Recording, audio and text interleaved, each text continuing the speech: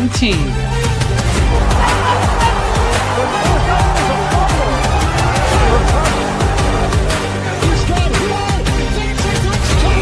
One dream. One family. 30, 20, 10, touchdown Miami! 1, 2, 3, go! Welcome back to Fish Tank Live, presented by Van Horn Law Group and Casabell Design Group. And we're right here on Dolphins Talk, the YouTube channel. Dolphins Talk, the YouTube channel, has been really good to us so far. So excited about that to be back here again. Seth Levit, not joined by the man with the best hands in the podcast business. And I don't know if he's going to bail himself out like he did last week by showing up with Zach Thomas, for crying out loud. Show up a little late. But that's okay, because I'm not alone. And look at this cast of characters here. The legendary Sevach continues to be legendary. Chris Perkins, and a busy week, still makes time for us. We're grateful for that. Chad Van Horn put the baby down, super dad over there, and he's making up for it with the best hands. And the chat, someone else is going to have to step it up in the chat, because Sam Marcoux, we reached into the chat and we pulled him right out and dropped him in the tank. That's that fish hook in him. I love it. I love it. Sam, welcome, man. It's good to be back here in the fish tank. I think the last time we were here, we saw Subaru sales plummet across the United States by about 27%. So let's see what great American business we can put out of business today. Yeah, I could think of a few. I could definitely think of a few. So fellas, maybe OJ will join us. Maybe he won't. This isn't even, I'm not even trying to tease the folks out there and make him think like he's going to show up with Dan Marino this time or something. But I'd be okay with that. I mean, that would be cool. That would be cool. I hope we do hear from him. But, I thought the blitz, I thought we had all the craziness that we could possibly have, that things were going to slow down a little bit. We don't expect a whole lot during free agency other than, bodies. I mean, and this is no disrespect. There's probably going to be a few guys that they signed that were value guys that may shock us and become our favorite players here. But the reality is they definitely John Eric Sullivan and Jeff Hafley went bargain shopping, right? And the big catch was Malik Willis. We talked about that last week. Malik Willis, very excited to play with Devon Achane and Jaylen Waddle. And then yesterday morning, what the hell happened? Like, Chris Perkins, what the hell happened yesterday, man? Now, I guess this was like Laramie Tunsil, right? You get that offer that you can't refuse, and so you got to make that deal. I was shocked. I did not expect Jaylen Waddle to get traded to Denver. I like the price that they got, though. I mean, look, you basically netted a first and a third, so why not do it? It's like a 2-for-1 deal, so why not do it? But I was very shocked and equally surprised to hear that they will not entertain trade offers for Devon Achane, but still, overall, Sully, to me, he's got an A- so far on off season. I'm not a Malik Willis fan, but I'm giving him an A-. And it's a minus because of Malik Willis. So you're saying if they had done everything they've done, signed 19 guys that you've never heard of, and traded Jaylen Waddle, it would be an A and not an A-? Well, you would have to get like my whole thing was to get a bridge quarterback, like a Kirk Cousins type, and then get your multi-year quarterback next year. That's the plan I would have liked. But A- at this point. Yeah, I think they've done a great job, actually. Does anybody agree with Chris Perkins in A-, or is there a plus or minus here? No, I mean, I got OJ's notes, so I'm stepping up for OJ. No, we're very disappointed with what's going on right now. We're getting rid of all the talent. Luckily, we're keeping Achane, so that, and I think that's a fan favorite. That's the reason they're doing it.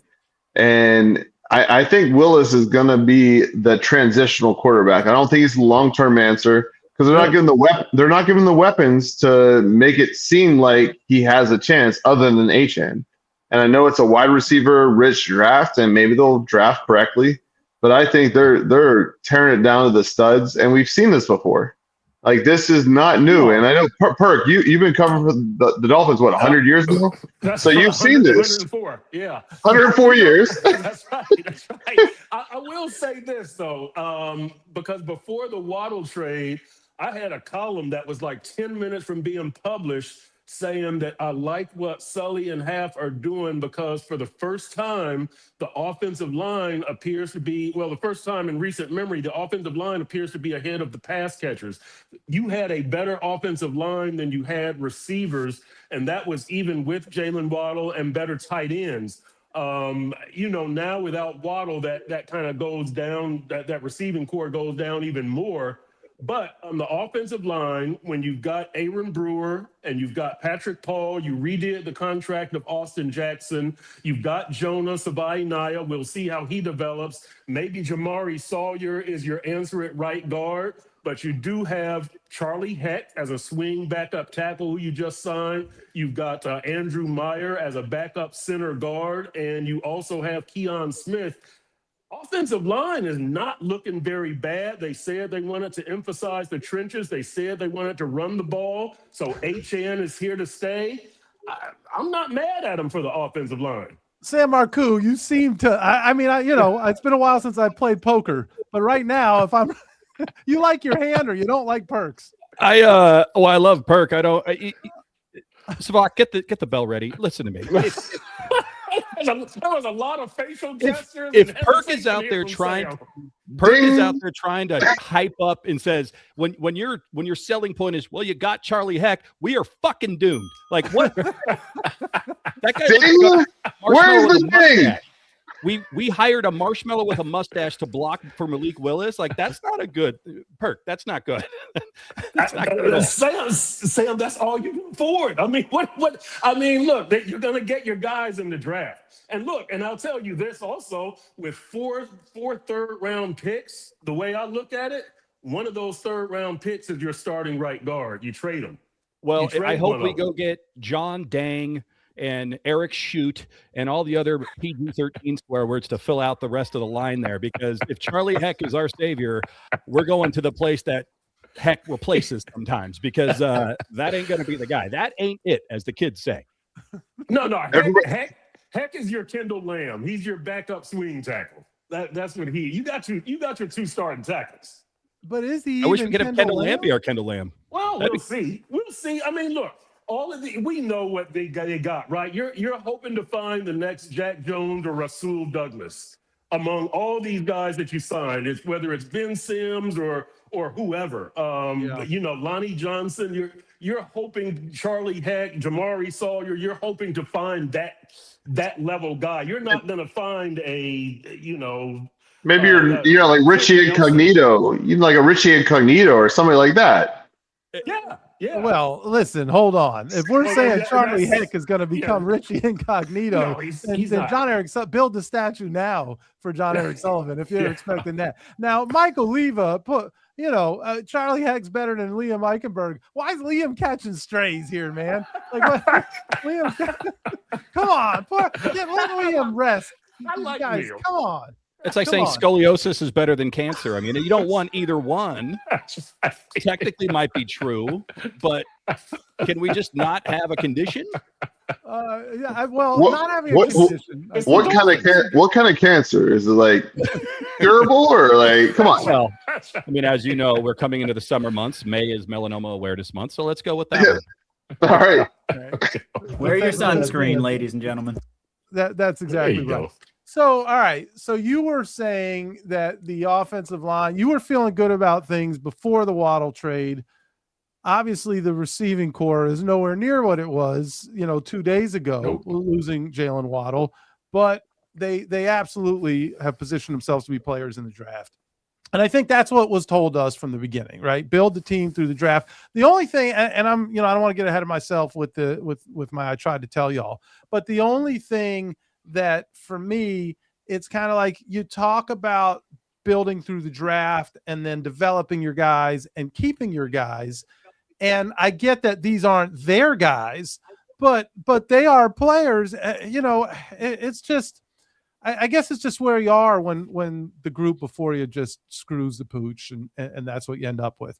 But so Jaylen, does everybody here on the panel at least feel that the Dolphins got good value, whether or not you felt the trade should have taken place? Do you feel that the Dolphins got good, or if not great, value in that trade with the Broncos? Oh, I think Denver overpaid. I think Denver is going to find out that Waddle is not a get you over the top guy. He's a good receiver. He had 1,000-yard seasons before Tyreek, but they weren't impactful. And even when Tyreek was here, it was still very much Tyreek into a show. Waddle was there, but he's not. Denver is going to find he's not the difference maker that they thought he was. Great job by Sully. I wish Waddle well, but I think Denver overpaid. And any thoughts about, like, how does the universe work where Waddle is at some fight? I don't even know what the event was, and he's getting interviewed, and he basically, we hear Jaylen Waddle unleashed. I hadn't heard Jaylen Waddle throw that many expletives out since the time he was asking Tyreek if he had quit the game against the Jets. But he's like, I would beat the snot out of Patrick Surtain, which they're having fun. How fun is that? Patrick Surtain, Alabama buddies. Alabama buddies, best friends, roommates, and we have a special connection to PS2 here, and saw the kid grow up. And then 2 days later, what kind of fun are they having in the Denver locker room? Are they going to set it like those prisoners? When the prison guards set it up for the prisoners to just battle and it's like cockfighting, are we going to get some of that in Denver? Hey, you know what? Surtain could always just tell them, look, man, your former team scored 70 points without you. That's how much they needed you. Like, you were out with a concussion. That's how much they needed you. That's why they kind of messed up. They're having fun. Hey, Waddle said he would beat the shit out of them. So this would be Surtain's response, right? Come on. But I mean, is when you're the team that gave up the 70 points, do you say that? Well, it depends. You're back now, right? You almost went to the Super Bowl. You were a starting quarterback away from a trip to the Super Bowl. I think you could say that now. You recovered. Fair enough. Now, if you're keeping an eye on the chat here, Chad got up for a second. Sam said that Chad got traded to Denver too, but Chad's back. Did the trade just get rescinded like that? Is Chad the new Max Crosby? But if you look at the wide receiver trades, I mean, this is one time I will give the Dolphins a lot of credit because they got huge value compared to what's going on with other wide receiver trades. And I'm not going to bring the Steelers into it, but they're involved. It just did. Right, your team. I'm not going to bring it in. I'll let you guys, but I'm giving the Dolphins credit for swimming in a really good lane because they really got great value for that trade. And I saw a lot of memes coming out about how you're going from this broke down Honda to this Ferrari. I don't know about that with Bo Nix. Like, I think Denver fans should pump the brakes on that. I think he might be a solid quarterback, but he's still on that rookie deal, which allows people to be surrounded by amazing players, and you have obviously an incredible coach. Like, let's see if Bo Nix makes it to that second contract, makes that next level. But yeah, I think the Dolphins definitely fleeced Denver in this trade. Yeah, and that's a fair point, Chad, because not only that, I mean, what they did was unprecedented in terms of the number of games that they came back in the fourth quarter. And look, gutsy player, Bo Nix did some really cool stuff. We wish we had seen that type of play in crunch time from the Dolphins here over the last handful of years. If you did, you might actually have won a playoff game or at least hosted one. But I mean, how long can they keep that? How long can they keep that rolling? I typically, when you see teams that have seasons like that, the next season, those games, the ball doesn't always bounce in their favor like that. No, but I do like what Denver is doing and what Denver has done from the standpoint of kind of winning without that superstar quarterback. It's the same thing Seattle did. It's the same thing Philly is doing with Jalen Hurts. We saw Detroit doing this with Jared Goff. You don't have to have Brady and Mahomes, and I think that's being driven home in the NFL in the last couple of years in a few ways that if you can run the ball and play some good defense, and if you can have that quarterback make timely plays instead of carry your offense, you can go a long way. I think Denver does have a sustainable model for a few years. I'm not saying it's going to last 6-7 years, but I think for the next 2 or 3 years, they should be legit.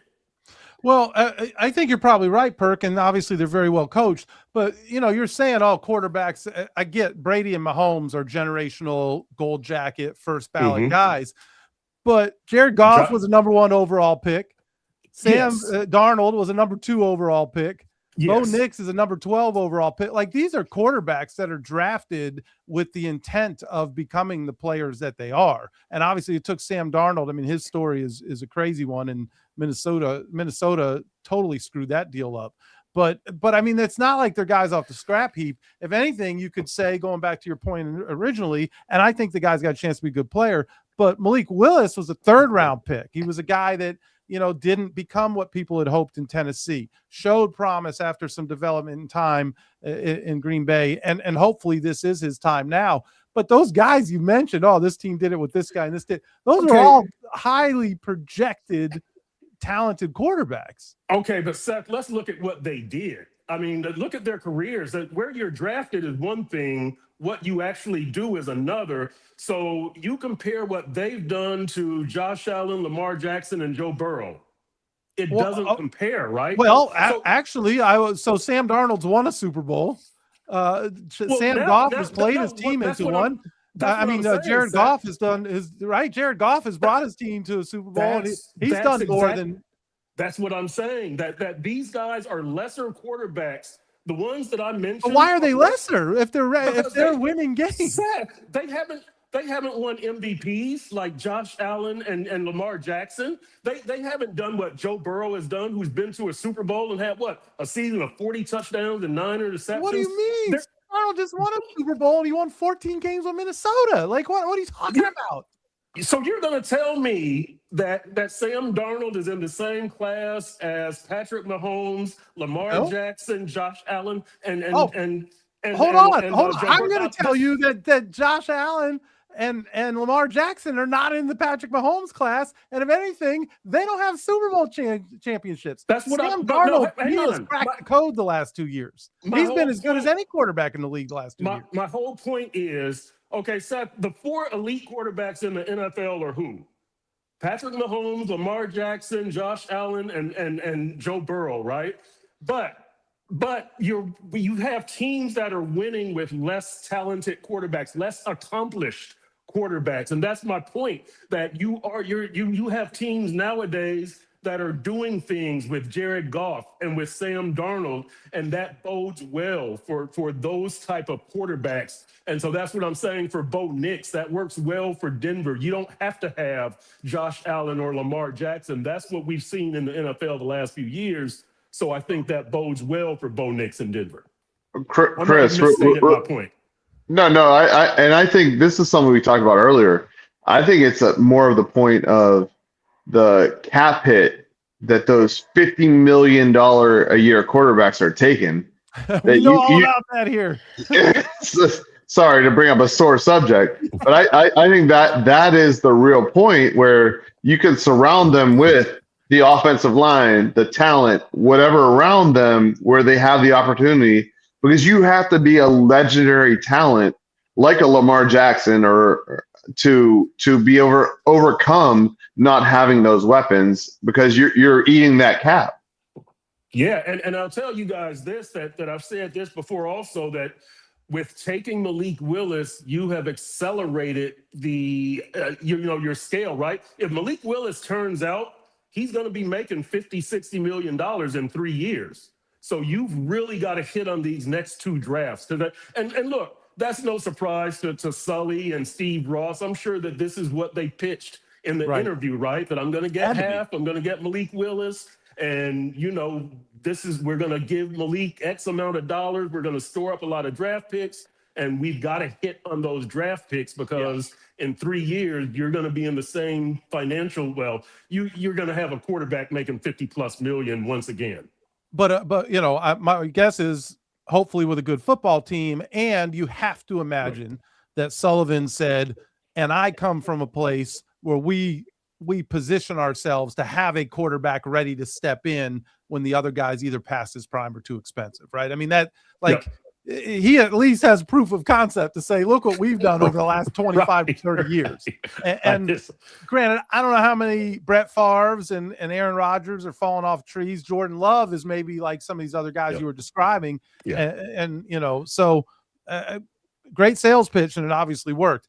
Now, flip side to that, and we talked about it, the day after the Waddle situation, it now comes out the Dolphins are saying, we are telling people don't call us about Achane. So after we heard John Eric Sullivan say, my job as the general manager is to answer the phone when people call, and nobody is above being traded, right? He said that, and that's the reality. We understand that nobody, I mean, that you can assume there are certain people, and typically it's not a running back who's 185 pounds. You can assume that there are really nobody is above being traded if some team's going to do something idiotic. But the fact, and who was it, you, Chad, who just said maybe because he's one of the most popular players? I just wonder if it was like, let's cool the jets on the fan base and so people don't think it's a fire sale. And you know, if the right deal comes in, he might come back and say, well, I said that. However, the Pittsburgh Steelers are dumb enough to give us 16 first-round draft picks. What are we going to do with them anyway? Like, we might trade you Aaron Rodgers, too. You can keep Aaron Rodgers. You can keep Aaron Rodgers. But no, you gotta keep HN because you got to keep a weapon for Willis. If you don't have any weapons for Willis, I mean, honestly, you're just going to ruin his I guess. Right? Yeah. I've heard of him. I've heard of him. I've heard of him. He's the one. But, what do you got, Sam? Well, look, a couple things.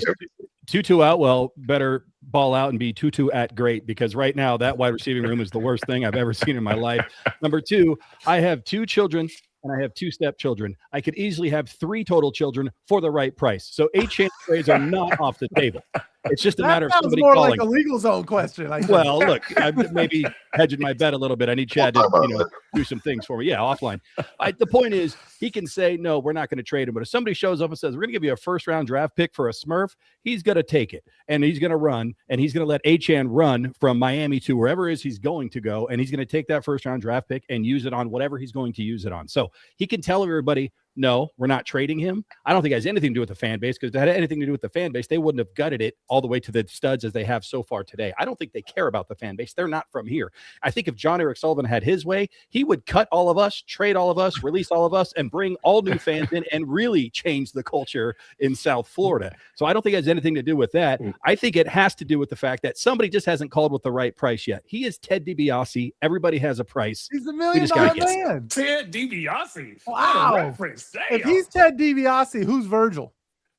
Oh, that's good. Ooh, let's see. Eventually, somebody's got. Well, it's going to have to be Hafley, right? I mean, he paid Hafley. Hafley's got to do everything that John Eric is basically telling him to do. At some point, though, Jeff Hafley's going to have to turn around and wallop him one and go out on his own. But I guess it's going to be called first game of the season. Then it's the Hafley show's over, right? I mean, the JES show is over, and it's up to Hafley at that point. Perk, what do you make out of that? Just, I mean, literally the day after the Waddle trade, we find out that they're telling teams don't call us about Achane. Do you think that the phones they were burning up because everyone thought now that it's a complete fire sale and they're stripping it down to the studs, or do you think it was a little bit of a PR move?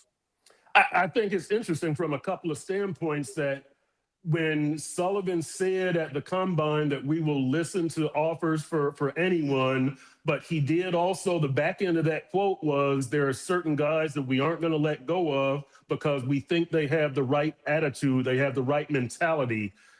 What does that say about Jaylen and Waddle? I was going to say that, right? The building blocks. What does that tell you about Waddle? And the other thing is they go public with this Achane thing. I wonder if that's for contract extension talks. Hey, Jaylen, we stuck up for you, or Achane, we stuck up for you publicly. I'm sure they told Achane this privately, that we aren't going to listen to any trade offers for you. But to go public with that, there's a point to doing that. And it's not to inform the other teams. It's either to put it out there for fans or to put it out there for fans and to make a statement to Achane.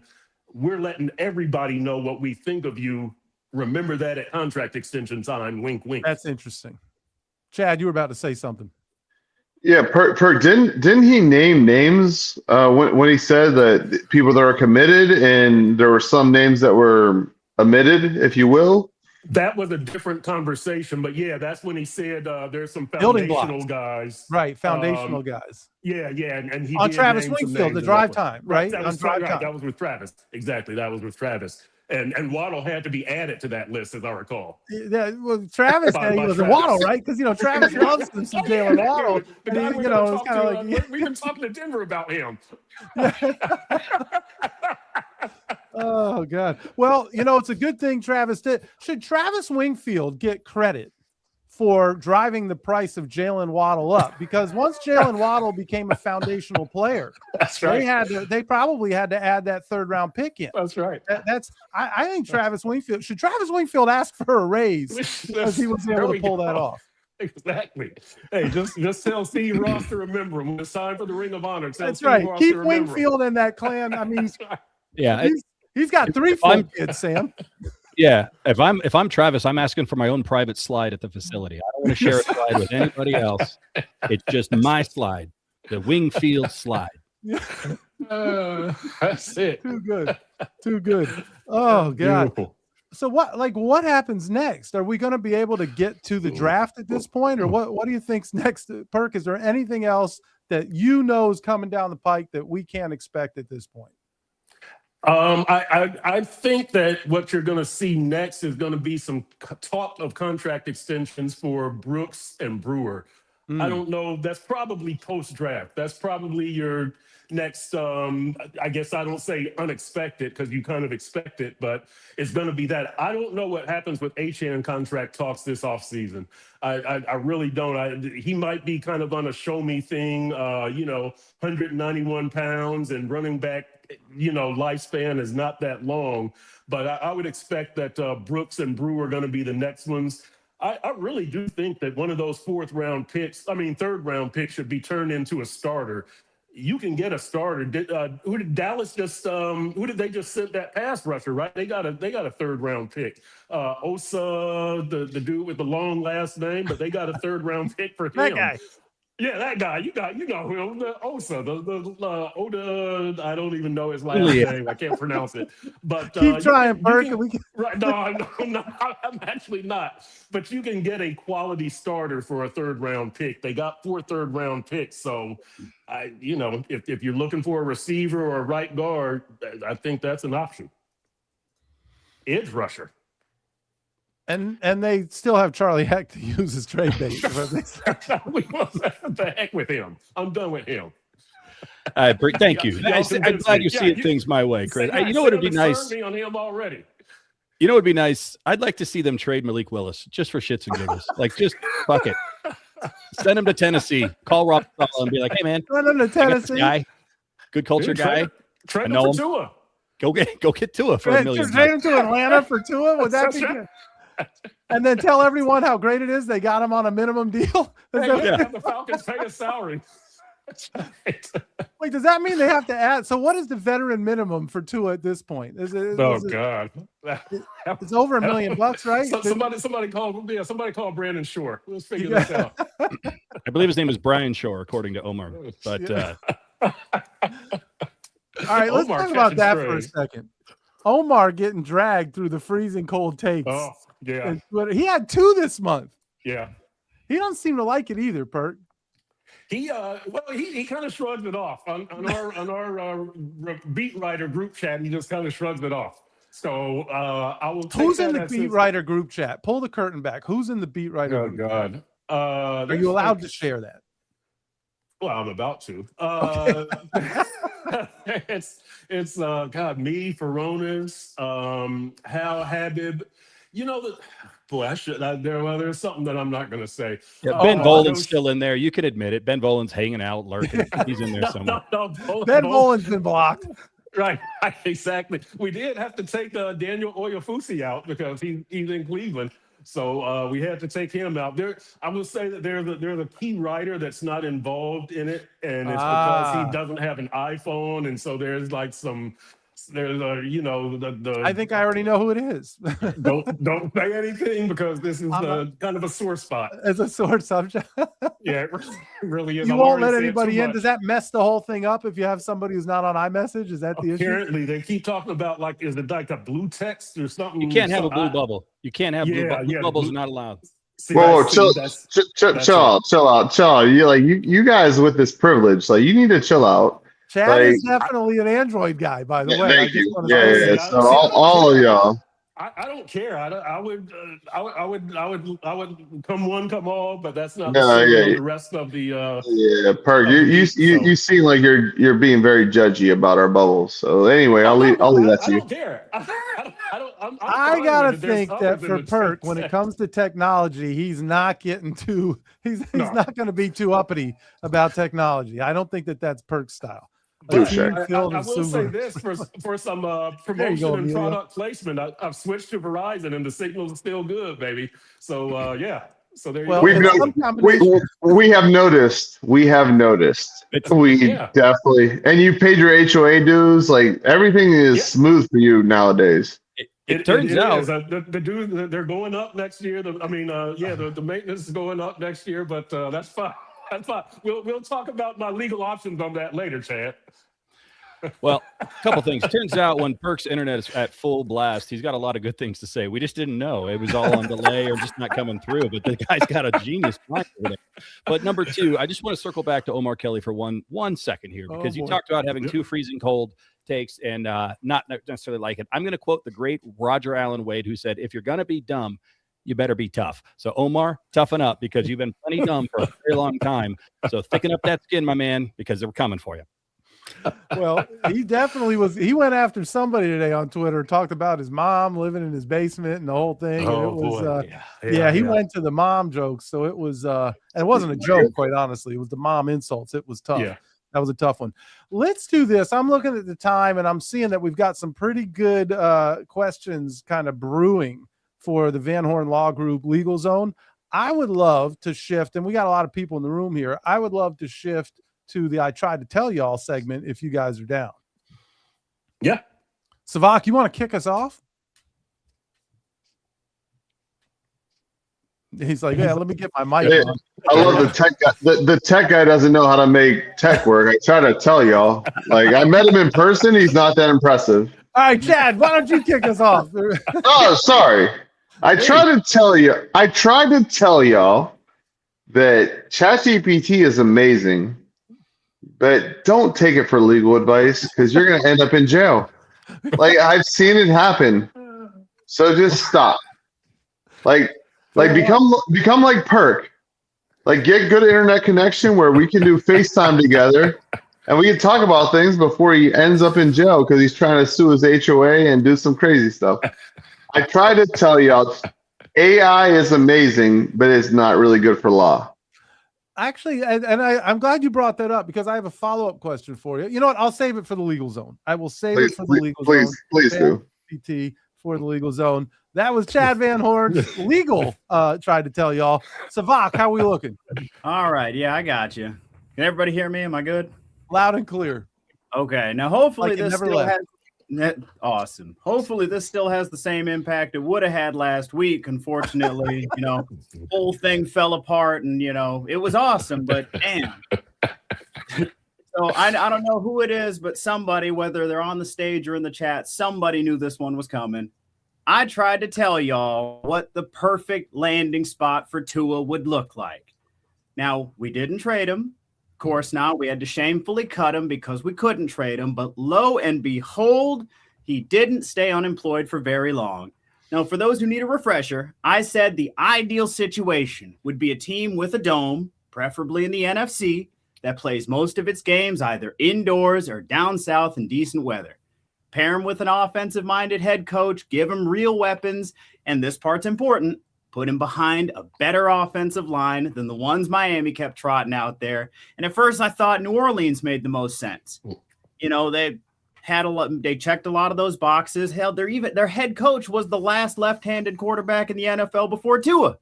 But then they fell head over heels for Tyler Shuck, which I don't particularly get because, if you look into his numbers, his only games that he looked legitimate in were against trash teams, Miami included, in the early part of the season. Oh, man. He got it together.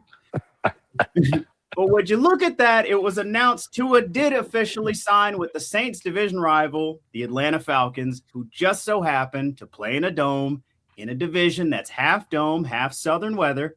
They've got weapons like Drake London, Kyle Pitts, Bijan Robinson. They've got a capable offensive line, and they've got the not one but two-time Big Seth NFL Coach of the Year in Kevin Stefanski, which sets up what might be the most interesting storyline of the offseason, the battle of the lefties, because Michael Penix Jr. is also a southpaw. So if everyone would just clear a little space for me here, I'd like to take a quick victory lap, smacking my own ass on the way by because I knew some offensive coach was going to look at Tua and think, I can fix that. Just like he's the $1 million man. And fittingly enough, that's about how much they had to put down to bring him in. Stefanski looked at him and basically said, gentlemen, we can rebuild him. We have the technology. And I tried to tell you. There you go, Sevach, man. Now, that was like polished and remixed and remastered. Yeah. Too polished. Seth, cut that clip a year from now. Let's replay it.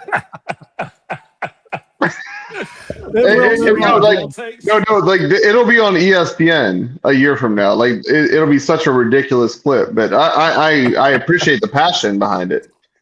Anyway, we'll make sure we talk about it in our group chat. That is only for people with iPhones as well. So that's too good. Chris Perkins, what did you try to tell us?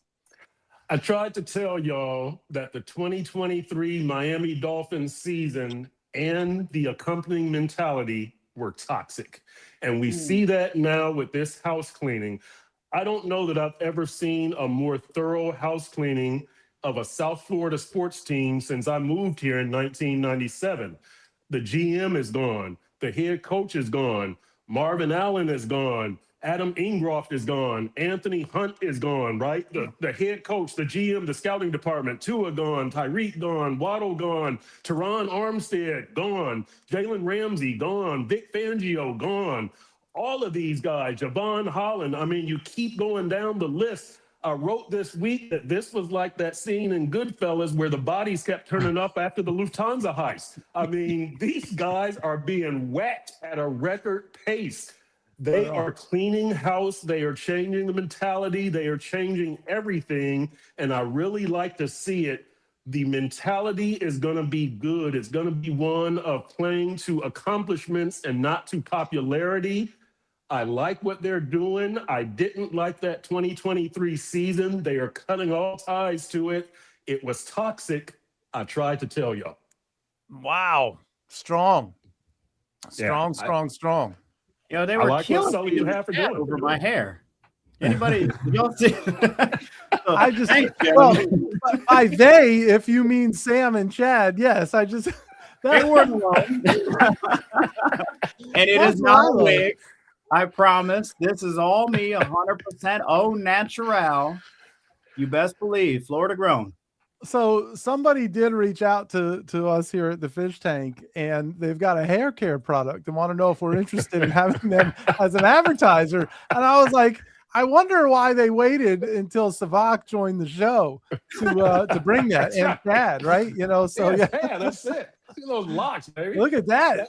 Oh yeah, that's like some. Who is the linebacker? Was it the Green? Kevin Green. That's like Kevin Green. Yeah, absolutely, yeah, baby. Yeah. So we'll see how that works out. I was gonna go last as I typically do, but we do have Sam Marcoux in the house, and so I'm gonna. And Sam, you kind of laid the gauntlet down on Twitter, so I'm gonna go ahead and go. Oh man, they're talking about 2 concussions in the chat. I'm going to go ahead and do mine, and then we'll just set it up and build it up for Sam to finish it off. But, fellas, I tried to tell y'all that I understand, but I don't like it. So yesterday morning, when both Dolphins and NFL Twitter caught fire with the news that Sully the Seller sent Jaylen Waddle to Denver for a haul of draft choices, I applauded the value, but I couldn't help but feel a little queasy, as we are wont to do down here in South Florida, Perk. I couldn't help but feel a little queasy about yet another talented, popular, and relatively young player trading in his aqua and orange for another team's colors, whether or not it was his choice. And I get it. We are in full rebuild mode, and Sullivan brings a tried and true practice to Miami Gardens, so it's his time to cook. And we need to let him do just that. JES inherited someone else's mess, and in the process of saying YES, he assured Stephen Ross, Danny Silman, Tom Garfinkel, Brandon Shore, Troy Aikman, Dan Marino, Ronnie, Bobby, Ricky, and Mike that it is going to get cleaned up. And so as 199th Street is being whitewashed with cheese and butter burgers, which may ultimately prove to be the best thing that's happened to this franchise in decades with respect to roster construction and a winning formula, something else is happening as well. Our fan base is losing before a single game has ever been played. And sure, you can scoff and say, well, hell yeah, the fan base is losing, Seth. We haven't won a damn playoff game in 25 years. And that's an unbelievable and undeniable fact. But I'm talking about a different kind of losing. Losing players who made you smile, who showed up at your kid's school, who made billionaires and Moroccan soccer players do silly penguin-like dances. Losing players who made you laugh and made you cheer. Losing players who wore a C on their chest, who were player unions reps, who were players that are just flat out helped your team win football games. I'm sorry, but the fact that Jaylen Waddle, Jalen Phillips, Christian Wilkins, Andrew Van Ginkel, thank you very much, Alec Ingold, Bradley Chubb, Minka Fitzpatrick, Kader Kohou, and I could go on and on and on. The fact that none of those guys are Miami Dolphins anymore, it just sucks. And I'm not hating on Sullivan here because he's doing what he promised he would do. He's doing what needs to be done. And again, he was handed a Greer McDaniel-sized mess that is historically messy. And I know that we're trained to cheer for the laundry and the logo, not the men who wear it. But I do believe it's the men who wear it that make it meaningful, the men who wear it that make it memorable. So when you find those men, those gifted players who bring you joy both on the field and off, who honor the laundry and the logo the way it should be honored, you have to find a way to keep them. To me, that is culture, not some slogan on a T-shirt with cut off sleeves. But, look, I get why this is happening. I get why it has to happen, but it doesn't mean I have to like it. I tried to tell y'all. Nice. That's what I got. That was that was your best. That was your best one yet. Well, yeah, I'll take it because we're either getting better or getting worse, Chad. You practice, I can tell you practiced that. It's like your wiffle ball game. You practiced that. That was pretty good. I did pull a hammy though. I did pull a hammy in the process. So, well, drum roll, please. Sam Marcoux. The closer, baby. The closer. Are we following up with Subarus? What do you got for us? All right. It's amazing how many people you can offend within a matter of minutes, and we're going to try to break a record right now. I tried to tell y'all that fat people are highly undervalued in today's society. Yes, fat people. After all, it is the roundest of us all that make the world go round. Don't believe me? Think about your life. Just think about your life for 1 second. And I guarantee if you truly think about it, fat people have made your life better. The microwave oven, you think a skinny person thought of that? No, that was a huge pig who decided I need a steak and I need it right now. So they invented a machine that nuked a steak in 30 seconds. Thank you, fat people. Remote control television. You think a skinny person thought of that? No, that was a pachydermish fellow sitting on the couch who said, I don't like what's on TV, but I'm not getting up. Thank you, fat people.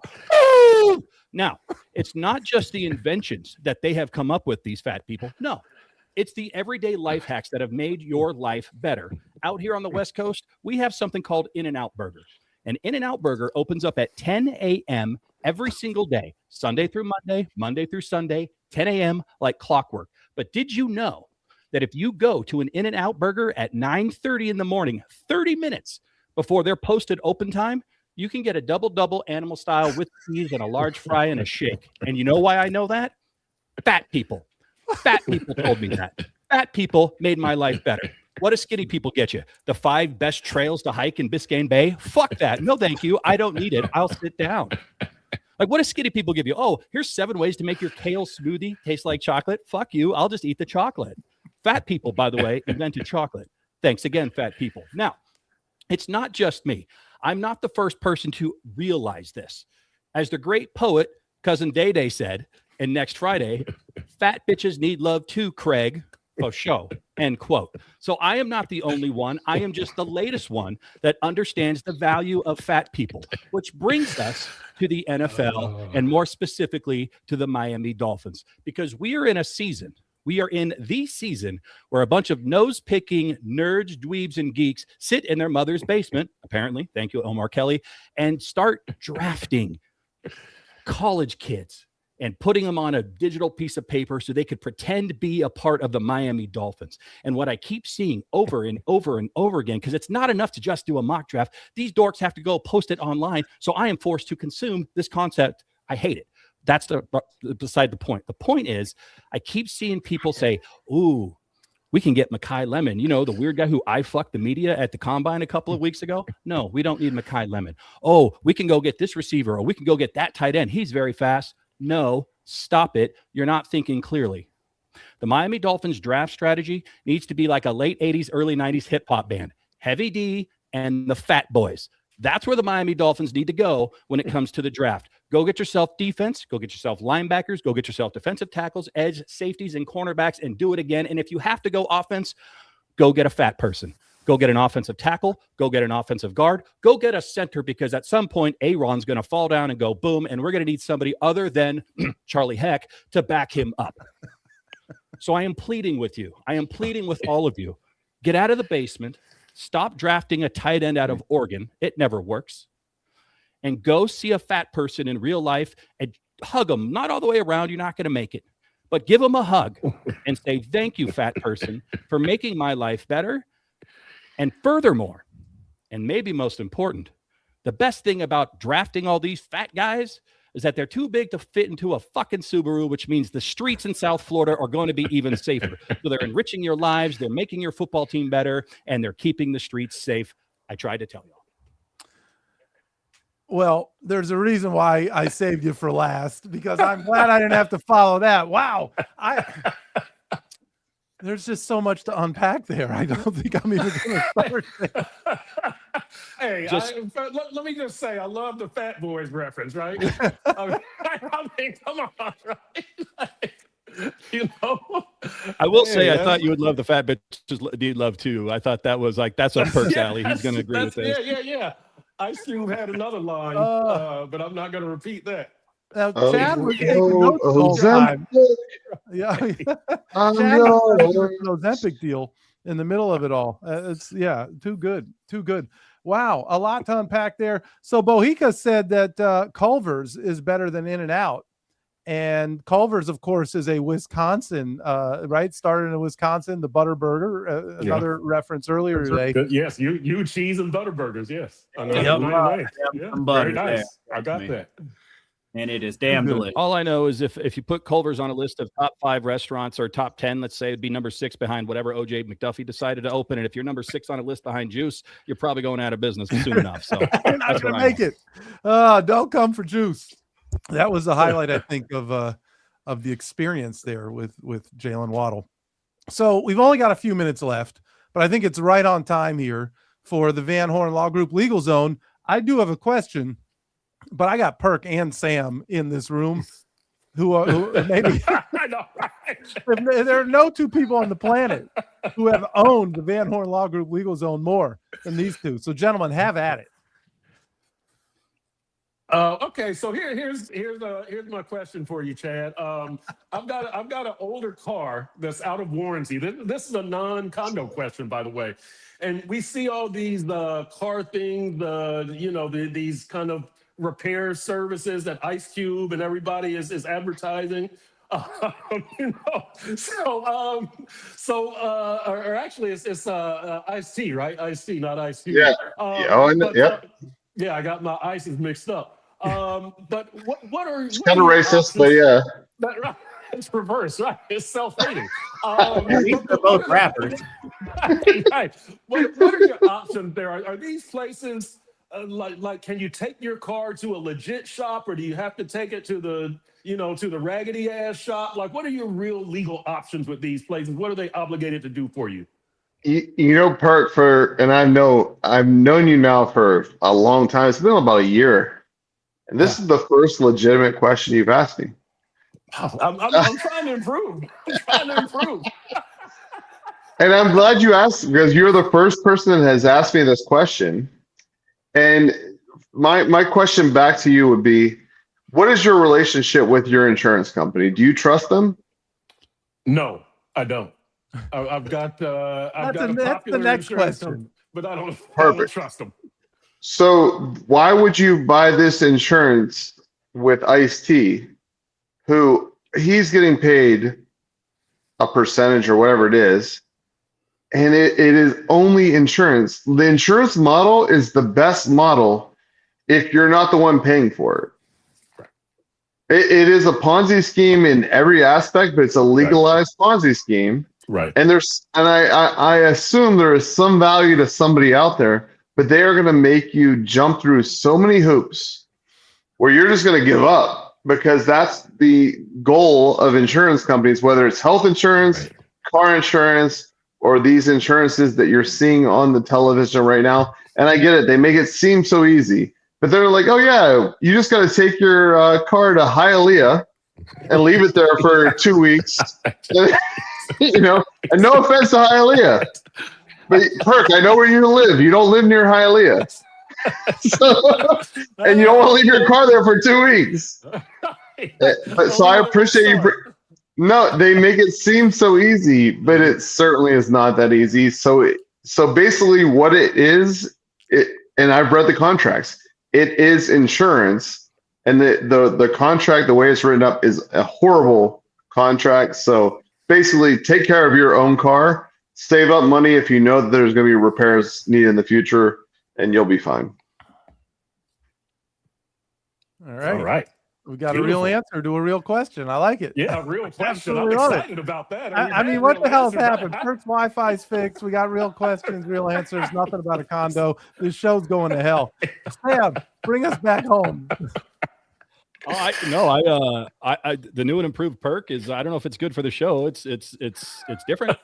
It's great for information. Yeah. Yeah. I like Blurry Perk, who's trying to get out of paying rent every month. That's the Perk I love and enjoy. But the hostage video background, it's all gone.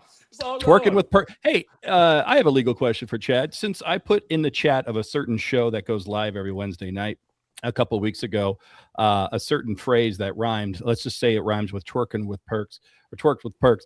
Am I legally allowed to claim ownership over that potential phrase, or is that just now like common knowledge? It doesn't belong to Tootsies. Yeah, is it? Well, as somebody that has already copyrighted that, you have to pay me $1 every time you use it. Every time oh shit. Well, I guess $2 now. Yeah, Can we get the bell for that too? Yeah, we so there's the bell. So the real answer to that is yes, you can go through a process where you copyright unique phrases, and that would be one, but it can't be owned by somebody else like me. And I already own it, but I will license it to you, because that's the only way I really make money, because not as a lawyer. I license. Is that going to make you a squatter? Do you have a website? Do you have twerkingwithperk.com as well? I have SamMarcoux.com. I have ChrisPerkins.com. I have Seth Levit.com. I have Sevach.com. I have all these, just in case you guys one day become important. Yeah. That's why I went with .org. All right. So here's my question, which you kind of set up and teased for us earlier. But don't use ChatGPT and AI for legal advice. But what about for like standard forms, right? So let's say I had to create articles of incorporation because I was starting a new business, or things that you probably could get templates for if you knew where to look for them. Can it be used as a tool? Are you getting yourself into trouble there as well? No, it absolutely can be used as a tool. And I do recommend it as a starting point. And I think AI is incredible.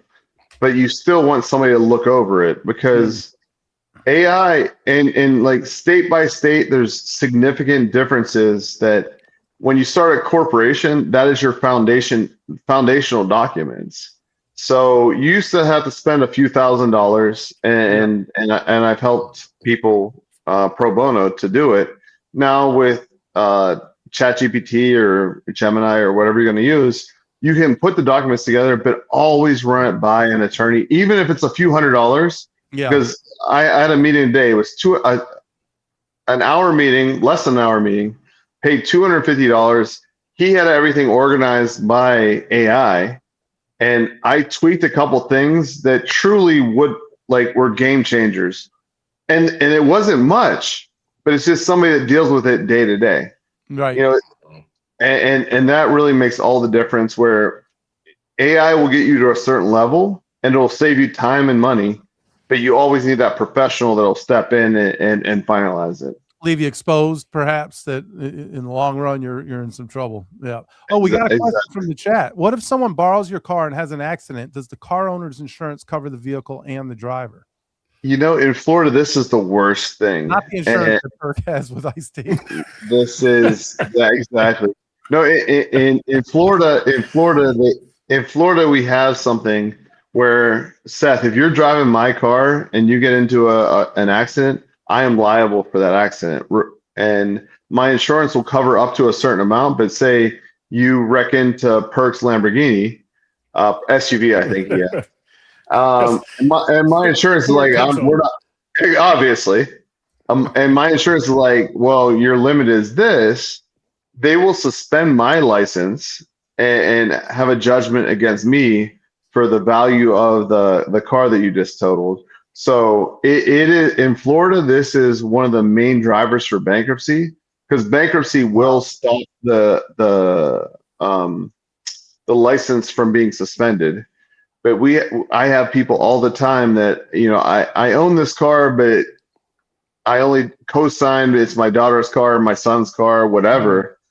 And then an accident happens, and then all of a sudden they have a $50,000 judgment because of the bodily injury or whatever it is. So you got to be really, really careful in Florida. There was I think it was a Supreme Court justice that said a co-signer for anything is an idiot with a pen. So just be extremely careful if you're signing your name to anything that can lead you to liability in the future, including ownership of a vehicle in Florida, because obviously vehicles can kill people. I mean, that happens every day, unfortunately. So just be extremely, extremely cautious when it comes to that. There you go. We're not just a bunch of clowns over here. We've got some real advice from Chad Van Horn. Thank you for that, Chad. Two things to pile on there. Number one, that's why I always sign my name Joe Chad, because I'm not going to be held liable for anything. Number one. Does it have a blue bubble or a green bubble? That's what I want to know. He can't sleep on my couch. Number two, T. Lee, here's the advice that I would have. If somebody's borrowing your car, first of all, find new somebodies. There's plenty of people out there that won't steal your shit. And second of all, that's my advice. If you borrow your car, even with your permission, and they crash it, I would report it stolen. I don't know if that's legal or not. Chad can clarify that, but that's bullshit. Don't touch my stuff. Yeah. No, actually, that would work. Francis.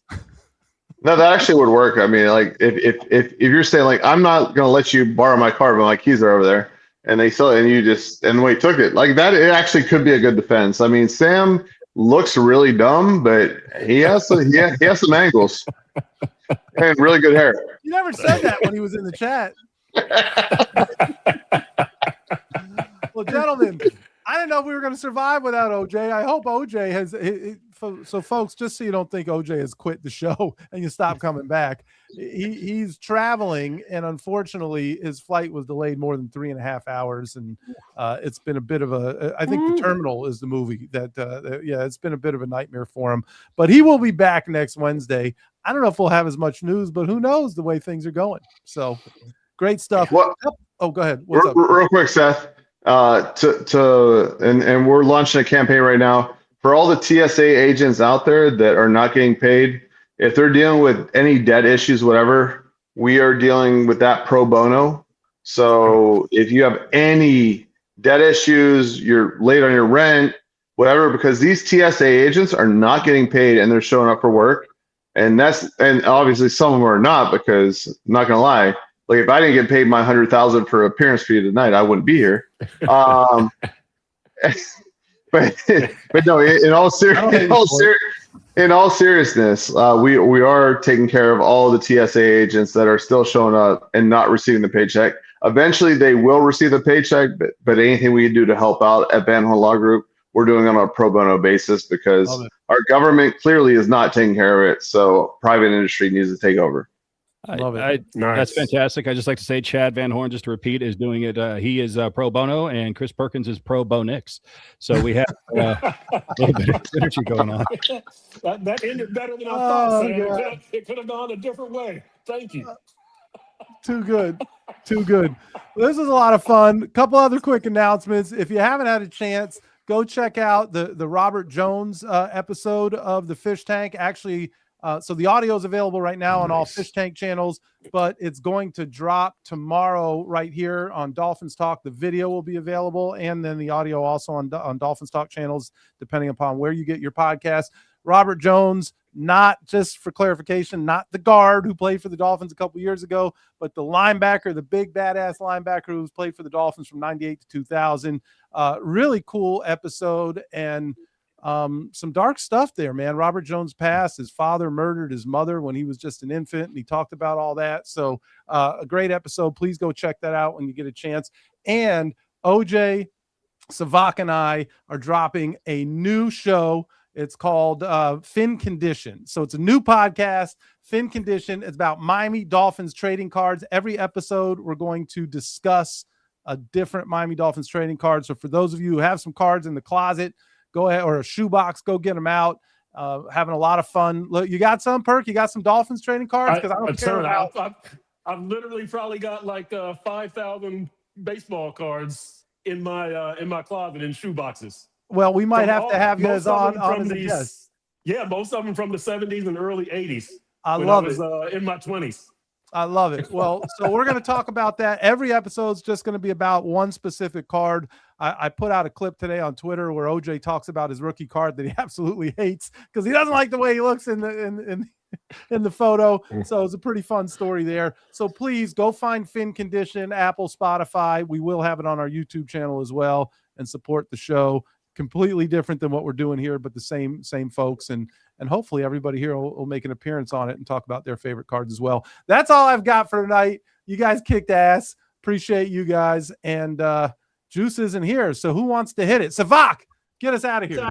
I was hoping you would ask me. Hey, thanks for diving in, everybody.